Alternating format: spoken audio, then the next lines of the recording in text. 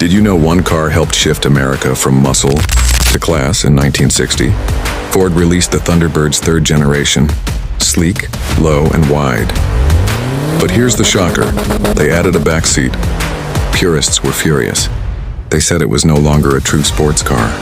But Ford didn't flinch because America loved it. The 1960 Thunderbird came with a 352 V8 under the hood, quiet but commanding, jet-inspired taillights, a wraparound dash that looked like it belonged in a fighter plane. This wasn't for the drag strip. This was for long drives, slow turns, and arriving in style.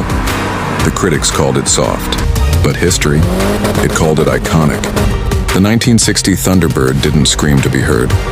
It just showed up, top down, confident, and cool as hell.